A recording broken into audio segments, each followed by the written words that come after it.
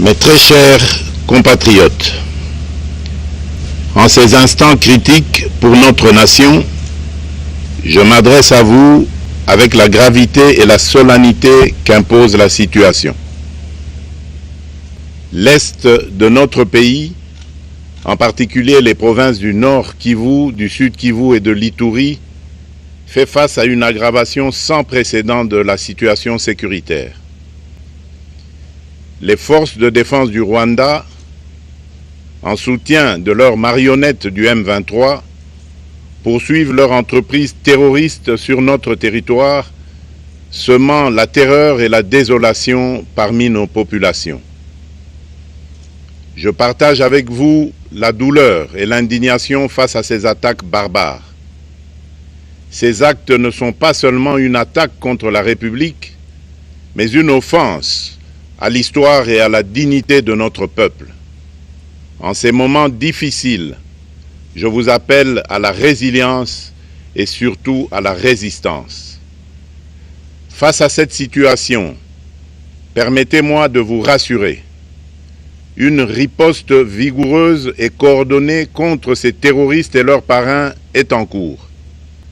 Nos vaillantes forces armées de la République démocratique du Congo, symboles de courage et de patriotisme, sont pleinement mobilisées, prêtes à défendre chaque centimètre de notre territoire. J'ai personnellement convoqué et présidé des réunions de crise avec une équipe restreinte du gouvernement, le haut commandement militaire ainsi qu'une réunion interinstitutionnelle afin d'évaluer les récents développements de la situation et de lever les options pour repousser les agresseurs et reconquérir chaque parcelle de notre territoire. À cet effet, j'ai nommé ce 28 janvier le général-major Évariste Somo Kakule au poste de gouverneur militaire du Nord Kivu pour renforcer la coordination des opérations militaires et restaurer l'autorité de l'État. Parallèlement, nous avons engagé d'importantes démarches diplomatiques, notamment au sein du Conseil de sécurité des Nations Unies, ainsi que dans le cadre du processus de paix de Luanda, auquel nous restons pleinement engagés malgré les obstacles. Nous privilégions la voie du dialogue, mais toujours avec lucidité, tout en restant fermement résolus à défendre notre territoire et notre souveraineté par tous les moyens nécessaires. Mais ce combat n'est pas seulement celui des FARDC. C'est le combat de tout un peuple, le combat de notre identité congolaise, afin de léguer aux générations futures un pays prospère et en paix. À tous nos compatriotes, dans chaque province, chaque ville, chaque territoire et chaque village, ainsi que ceux de la diaspora, sans distinction d'appartenance ethnique ou politique, unissons nos efforts. Apportons un soutien indéfectible, moral et matériel à nos vaillants soldats. Mobilisons-nous comme un seul homme pour défendre notre souveraineté et sauvegarder notre intégrité territoriale. Je suis pleinement conscient des souffrances de nos compatriotes qui fuient les hostilités. Le gouvernement est instruit d'activer le plan d'urgence humanitaire pour venir en aide aux déplacés. À vous, habitants de Goma et des environs, je ressens profondément votre douleur qui est aussi la mienne. Elle traverse nos cœurs et nos âmes en tant que fils et filles d'une même patrie. Mais face à cette épreuve, je vous exhorte à puiser dans cette force intérieure qui fait la grandeur du peuple congolais. Résistez avec courage. Faites preuve de vigilance constante et gardez votre calme malgré l'adversité. Sachez que nous ne sommes pas restés inactifs. Des plans de contingence sont préparés pour assurer la protection de la population civile et prévenir toute escalade de la violence. Les dispositifs de sécurité ont été renforcés pour protéger les zones stratégiques et nous travaillons sans relâche pour garantir le fonctionnement des services essentiels.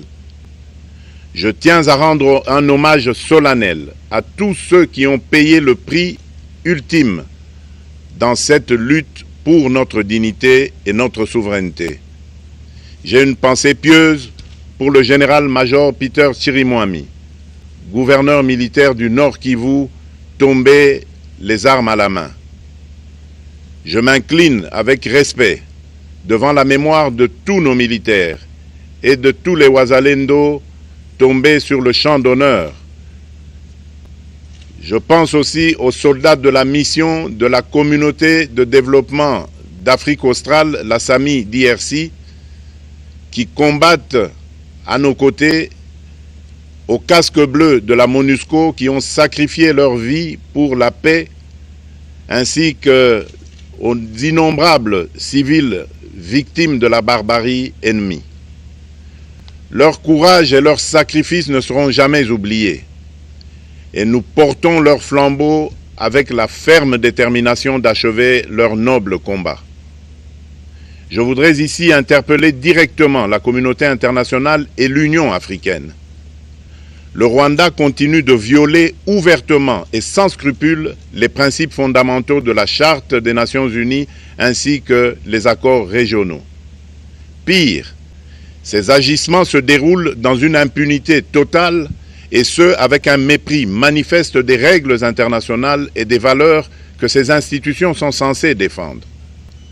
Cette attitude arrogante, qui ne cherche même plus à masquer ses forfaits, est une provocation inacceptable à l'égard de notre souveraineté et de la stabilité régionale.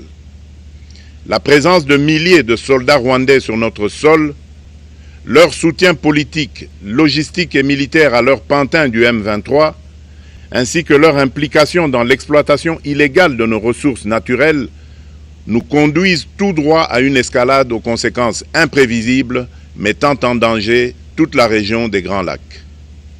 Votre silence et votre inaction face à la barbarie du régime de Kigali et aux atrocités perpétrées par ses supplétifs sur notre territoire constituent un affront non seulement à la République démocratique du Congo, mais également aux valeurs universelles de justice et de paix. Le peuple congolais prend acte de cette passivité qui frôle la complicité. Soyez sûrs d'une chose, la République démocratique du Congo ne se laissera pas humilier ni écraser. Nous nous battrons et nous triompherons. Congolaises et Congolais, l'heure est certainement grave, mais notre détermination est encore plus inébranlable. Ce moment critique nous offre l'opportunité de montrer au monde ce qui fait notre force, c'est-à-dire notre unité sans laquelle tous nos efforts seraient vains. Je vous appelle à être vigilants, mais à ne pas céder à la haine, aux divisions ou à la violence. Je condamne avec la plus grande fermeté les actes de vandalisme et de pillage qui ont visé certaines missions diplomatiques accréditées en République démocratique du Congo, ainsi que des intérêts privés dans la ville de Kinshasa. Ces comportements irresponsables dénaturent l'expression saine de notre colère face à l'agression barbare nous imposée et jettent une ombre sur les manifestations pacifiques de soutien à nos vaillantes forces armées qui luttent avec courage et abnégation pour défendre notre souveraineté. Notre engagement doit rester ferme et discipliné. Nous gagnerons cette guerre par notre unité, notre courage et notre sens de responsabilité, et non par la violence aveugle et par l'anarchie. Cette victoire ne sera possible que si chaque Congolais, où qu'il soit, prend toute la mesure du combat qui est le nôtre. J'appelle donc la nation entière, hommes et femmes, jeunes et vieux, acteurs politiques, opérateurs économiques, membres de la société civile, confessions religieuses, artistes et sportifs à se mobiliser, à faire bloc derrière nos vaillantes forces armées et à contribuer chacun à son niveau à l'effort de guerre. J'ai instruit le gouvernement de mettre en place des mesures rigoureuses de réduction du train de vie des institutions et de leurs animateurs afin que les ressources ainsi économisées soient directement réorientées vers le soutien à nos forces armées. Dans cet effort national, j'en appelle également à la responsabilité du secteur privé qui est invité à contribuer activement à cette cause commune. Nos soldats se battent avec héroïsme pour la défense de notre intégrité territoriale et de notre souveraineté. Ils ont besoin de notre soutien total, qu'il soit moral, matériel ou logistique. À la jeunesse congolaise, pilier et espoir de notre nation, je vous exhorte à répondre massivement à l'appel de la patrie. Le moment est venu de vous lever, de mettre votre énergie et votre créativité au service de la nation. Nous devons renforcer nos rangs et chaque jeune Congolais prêt à défendre son pays a une place au sein de nos forces armées. Enrôlez-vous massivement dans l'armée. Vous êtes le fer de lance de notre projet et votre mobilisation est déterminante pour la victoire finale. Aux braves populations du Nord Kivu, du Sud Kivu et de l'Ituri, vous êtes le symbole de la résilience congolaise, une source d'inspiration pour toute la nation. Vous n'êtes pas seuls dans cette épreuve. La République tout entière se tient à vos côtés, unis dans l'espoir et la lutte. Ensemble, nous ferons face et surmonterons cette épreuve.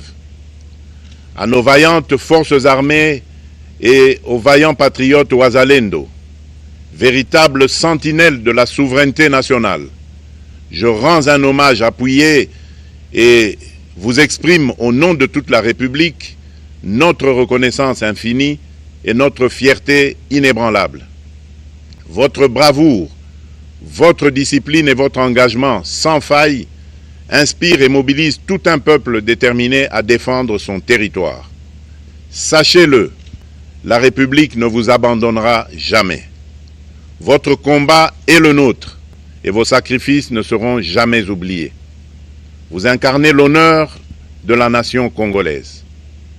À tous mes compatriotes d'ici et de la diaspora, la République démocratique du Congo ne pliera pas. La République démocratique du Congo ne reculera pas. Je ne vous abandonnerai jamais. J'en fais ici le serment. Le soleil n'a pas cessé de briller sur notre patrie. Ensemble, main dans la main, nous surmonterons cette tempête et nous ouvrirons une ère nouvelle de paix et de prospérité pour les générations futures. Que Dieu bénisse la République démocratique du Congo et son peuple. Je vous remercie.